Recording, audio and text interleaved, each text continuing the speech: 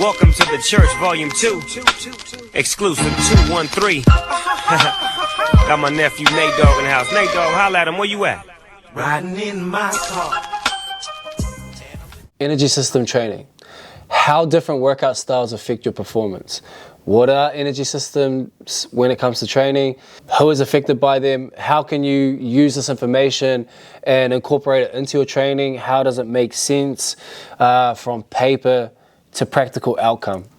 Now let's run through it. So traditionally, energy system training, we kind of think of three systems. You've got your aerobic system, generally your ATP-CP system, and your glycolytic system, or your anaerobic system. We are breaking the anaerobic system here into two of those, so the alactic ATP-CP, and then the lactic system, the glycolytic system, and then finally, the anaerobic threshold training system. So just to make this make sense a little bit, we will take a look at the duration of time for these trainings. We will have a look at what type of exercises / workouts or time domains modalities fit into these sections, which style of training is more suitable to either a sport or a desired performance metric or outcome, and we'll have a look at the crossover blend of maybe potentially building some type of hybrid athlete. So the aerobic system, we know that this is the long duration, and it's an endurance zone. Plus it's a fat burning zone as well. More to come on this. But generally or traditionally, we would say that this is 3 minutes or longer than 3 minutes, because we know that our glycolytic system can burn fuel up to 3 minutes worth of time. However, I think that this is a fairly new concept for a lot of people. The anaerobic threshold training when it comes to strength and conditioning, that's going to take our time window out a little bit. So we're going to say that this is here maybe 10 minutes or more. 10 minutes or more. And when I say or more, that means kind of forever. Let's put a poor number on it. What's an Ironman? 12 hours. So 10 minutes or more. The anaerobic system, the alactic or ATP-CP system, ATP meaning adenosine triphosphate, CP meaning creatine phosphate. We are looking at up to 15 seconds of work. So you think of short bursts of power, Olympic weightlifting, bursts of power. So ollie lifting, you have 100-meter sprint, maybe for some 15 to 20 calories bike, something like that. The lactic system, the glycolytic system, so we know that this is around about up to 3 minutes of usage. We'll get to an understanding of the fuel sources soon, of how this comes to be, and that will help put a bit more of an understanding at why that comes around to 3 minutes. But this is high intensity, mid duration. High intensity, mid duration. And then finally, anaerobic threshold training, somewhere like 2 to 10 minutes. And there's a few different concepts of why this number has such a discrepancy, and we'll cover that shortly. But this is high intensity endurance.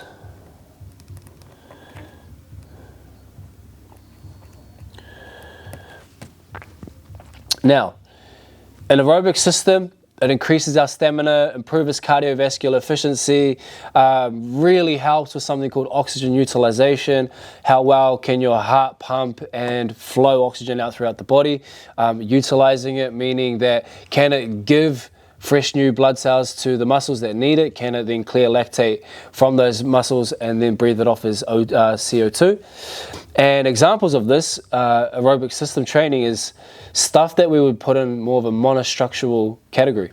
Monostructural meaning singular, and a longer time domain, low impact stuff when performed correctly. So you got running, rowing, biking, swimming, skipping, just low, high cadence repetition type movements.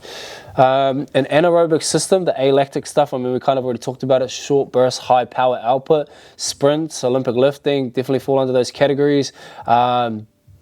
If you're kind of just getting into some of the starting reps of your high school gymnastics, I'll put that in there as well. However, when you kind of move into the 10s and 15s of reps of muscle ups and things like that, you'd more crossover / transition into a glycolytic or a lactate type of energy system. Improve short duration, power and strength, and then next on that list would be your anaerobic or glycolytic system. And this delays your fatigue but increases the lactate tolerance, meaning that lactate can be present. So when you obviously perform exercise, the muscles that are being most used will build up some metabolite and some lactate, and that's a byproduct. I mean, that's a fuel source. It can be used as energy based on how well your body's system is, and if you have a beautiful aerobic system, it will actually feed off of that and use that as energy. But it increases the lactate tolerance, and so how well you can actually manage the fatigue or / muscle damage. Styles of training for the lactate energy system, you'd look at HIIT style training, so high intensity intervals, rowing sprints, or CrossFit workouts. I would say repeated effort, like 2-minute AMRAP, 3-minute AMRAP, 2 on, 1 off, 2 on, 2 off type thing. And then finally, this more beautiful concept here of the anaerobic threshold training, a 2 to 10 minute window. It increases your ability to work at a higher intensity for longer periods, and the things that you're looking at here, and the reason why there's a discrepancy. Now, let's put Fran in here. And if you don't know, the workout Fran is 21, 15, and 9. Thruster, pull-ups. And for some people, very few people, this can be performed at less than 2 minutes, which would essentially put them in the lactic glycolytic system. Glycolytic system. The first kind of benchmark time that you're trying to achieve here is 3 minutes, so you're sitting right on that window of lactate crossover anaerobic threshold training. Anaerobic threshold. And if you are just kind of like getting your bearings through this workout, you might be towards anywhere between 7 and 10 minutes, which would put you essentially at the other side of the anaerobic threshold training. But reality is that this workout really wants to be kind of at the beginning of this and then the crossover between the lactic and anaerobic threshold. The surprising part is the aerobic energy system usually suggests that, hey, we need oxygen present in the body, and that's what's going to be our fuel source. When hooked up to machines, and we have some machines here like the oxy monitors, we band up and we get a little look at the hemoglobin in the blood and the oxygen levels in the blood, or the muscles that are traveling during exercise, give us nice beautiful spreadsheets and whatnot of information. But the key thing here is that the aerobic system, the oxygen is always present. So essentially, this system here is always working. Doesn't matter whether you are in a 5-second sprint, 15 seconds, 20 seconds, 3 minutes, it's always present. So there's always crossover transition of here. Just the thought that we only use glycogen as our fuel source or lactate as our fuel source up to 3 minutes and then we use the present oxygen from there, it's a little bit of a myth. It's a crossover transition or carryover. And this is kind of the same thing here, where we have the lactic glycolytic system and then the anaerobic threshold training crossover or carryover. This 2 to 10 minute window discrepancy of time for me would depend on, the spectrum would be how damaging is the workout, what's the muscle usage, what is the contraction of the contractile strength of the repetition. So is it a thruster, is it a pull-up? What are the mechanics of those movements? What is the bracing mechanisms of those movements? What is the compression forces of those movements? how well am I going to be able to breathe during those movements? So, you know, am I running a fast speed, or am I having a barbell that is situated across my collarbone and potentially limiting the amount of oxygen intake because I can't inhale to the fullest breath? So I would say that the 10 minutes you could class as something like rowing or biking. And if you've ever done a 10-minute bike test for max distance, max calories, max wattage, you'll know what I'm talking about. You can hold this anaerobic threshold training window. You figure out what that, you know, what's my 8 out of 10 effort sprint that I can sustain that for that type of time frame. It might be 8 minutes, you fall off for 2 minutes, you got to reduce that or whatever. But that's essentially how you can kind of progress and push that north. So that, I would say, is equally damaging as the 2 to 3 minute Fran. Now, if we take a look at these as a little bit of a micro view, the aerobic energy system. This is how it works. The fuel sources, the primary fuel for the aerobic system is fat, although carbohydrates or glycogen can also be used, especially as the intensity increases. That's why it's also termed the fat burning energy system. The byproducts of the aerobic metabolism are carbon dioxide and water, H2O. The impact on your performance, so the endurance or training the aerobic system improves overall endurance and the ability to sustain prolonged physical activity. Long runs, steady cycling, and swimming are great examples. Obviously skipping, jumping, and those types of things as well. Fat utilization, enhanced aerobic capacity increases the body's ability to burn your fat. And reducing your tempo and speed will also help that, and walking is actually a great way to do that. So we can put walking, remember exercise doesn't have to be hard.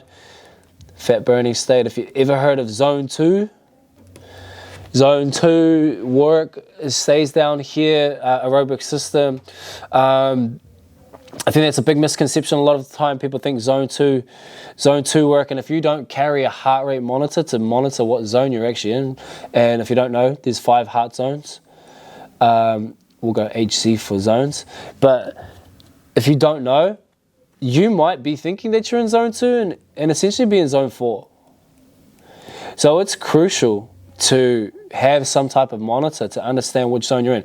Depicted on your goal. If you're trying to burn fat, zone 2. If you're trying to recover, if you're getting in on a recovery day, zone 2. Have some sort of device that helps you track and understand where you're exactly at. Otherwise, you might be dipping into another zone, which might give you more fatigue for the next day and not necessarily being cohesive to what you're trying to do, which is better oxygen utilization, increased cardiovascular, and you're probably not working so much on like a crossover between threshold training / aerobic system, energy system training. And just for some awareness there, like if you're going off by feel, zone 2, it's conversational pace. If you are outside of conversation, then the likelihood that you're in zone 2 is very unlikely. So steady state cardio, that's kind of it for the aerobic system. And you can mix those things. You can do biking, running, and rowing all at the same time. Well, not at the same time, but in the same kind of work component. The anaerobic system, so moving on to this system here, it operates without the need for oxygen. So you're relying on your stored energy muscles or sources in your muscles. The system is divided into 2 key categories, which we talked about, the alactic and the lactic system. The fuel sources for the ATP-CP system uses the adenosine triphosphate and the creatine phosphate systems, cells stored in the muscles. The duration, up to 15 seconds of work. So remember, like if you're racing a 100-meter sprint, you're probably really going to be bracing, tensing, and not breathing for that amount of time. So we're relying on that fuel source there. And there are no byproducts for the system. It produces energy quickly and efficiently, but once you obviously go over that, you're dipping into something else, which is going to be the glycolytic system. Impacts on performance. You're training this system to increase your power, your strength, your short, sharp bursts of energies, your explosive movements, sprinting, jumping, heavy lifts. And it has quick recovery. The training, the system will help improve the rate at which the body can replenish the ATP and CP. And it makes athletes able to perform repeated bursts at high intensity efforts. Moving on to the lactate / glycolytic system. Relies on the breakdown of glycogen, which is stored carbohydrates. So carbohydrates become glycogen. There's so many carb sources you can think about. You've got potatoes or starches, you've got rice, you've got breads, you've got sugar. That's why, baby foods and lollies and bananas and all these types of things are quite high in the, the usage in athletes or high performers lunch boxes or training fuel boxes. So that's the kind of energy that we're looking to burn. So lollies aren't always a bad thing. I would say that with caution. How it works, it's the primary fuel. Again, the carbs are the primary fuel. The duration of the system, moderate to high intensity, anywhere between 30 seconds and 2 minutes. You can think of 400 meter sprint, definitely falls into this category. Barbell thrusters set of 21, 30, something like that. Max set of 30 rep bar muscle ups would go in there, I would say. 60 chest to bars unbroken. If you're in that bracket, that's the energy system that we're looking at. I'm just trying to give you some examples of weightlifting, monostructural gymnastics. The byproducts, lactic acid or lactate is produced, so which can lead to muscle fatigue and the burning sensation during exercise. So when you think about, we'll take chest to bars for example. You do 60 chest to bars, and then your biceps get all pumped up, your forearms get all pumped up, and you think, wow, man, that's a lot of lactate there. Well, that's also telling us that there's a lot of oxygen there. Is it being able to be flushed and produced and used as fuel? And how do we actually clear that? And a better aerobic system will help with those things. The impact on your performance in this system, the anaerobic power, training the glycolytic system will increase anyone's ability to perform high intensities, short durations without exhausting all of your glycogen stores so fast. The tolerance, so just building your tolerance or buffer the lactate, delay in fatigue or improve your performance at higher intensities and mid-duration efforts. And again, we talked about those as 2 to 3 minute or up to 3 minutes worth of window. And there are many workouts that can fall into that bracket. And again, like if you look at a Fran could be 7 minutes for somebody, but it could be 2 minutes for somebody else. So this is a window that you would at least allow the tolerance for Fran to be considered under. Anaerobic threshold training. The fuel sources, you got a primary glycogen and a shift towards reliance on anaerobic glycolysis. The duration of this time frame of training, again, 2 to 10 minutes, and it's going to depend on the compression force, the contraction of, or the muscle damage and need for repair of the movement. Somebody being able to go from a 50 calorie row to 100 wall balls and then max effort burpees and remaining time in a 10-minute window, but being able to sustain that pace on the burpees, the whole way through with all this pre-fatigue work. This is where that really, really allows for that growth in this domain. You could have 5 times 4 minute AMRAP, 4 minute rest. We'll go 4 rest between, just to get some decent recovery to be able to reproduce output. It might be 30 cal bike, 20 toe to bar, and then max effort burpee box jump over to finish. Now I would expect this to kind of stay within maybe 5 reps from first set to last set with the tolerance of that rest. And you're also kind of building your aerobic energy system based off of the length of duration of this workout. So you're going to be in this for 36 minutes. And then you're also going to be performing threshold training here. So you're going to get a lot of access to the glycolytic system or the anaerobic system in here. And then also pushing out the threshold training and system in there. And I would say that this is primarily where CrossFit lives. This section of training right here. 10-minute workouts or less, and then if you are able to couple that with some aerobic system, twice a week, long effort, run, row, something like that, swim, you're going to really develop great oxygen utilization to be able to repeat the output here or push your times down faster. So then you're not on a 3-minute 30 Fran and outside the glycolytic window. You're now 2 minutes and 50 seconds. So you've pulled it and you've essentially changed your training system by getting your body to perform in a different way. So when you're looking at your training, it's so easy to look at a leaderboard and I mean, yeah, leaderboard's one way, but more so performance metrics of where you are in the field sits, and where your time domains are with your workouts and how that affects or where you're at. So if you're already, let's say you've got a Fran and it's in the 2-minute bracket, or let's say it's out of the 2-minute bracket, it's nice and easy, then realistically, if you want to be competitive in this, it should be under 3 minutes, which is then under this window. And if not, then we've got a whole lot of anaerobic threshold training to do, and probably a little bit more aerobic system training to do. Don't really worry about your 1 rep max total strength, because the weight of the barbell isn't so heavy. And then the pull-ups, I mean, the pull-ups might just be a skill factor. It might have to be that you need 3 times an extra 10 minutes a week on your pull-ups, and until the day that you're able to get kind of, you don't even have to go unbroken to get that workout in that time frame. You know, you can still break it up. You break up the 21s, you print into 2 sets each, you potentially break up the 15s into 2 sets, and I mean, you might go unbroken here on the final 9. But that's just a little overview of some energy system training, and I think that we'll dive into this one a little bit deeper as we go.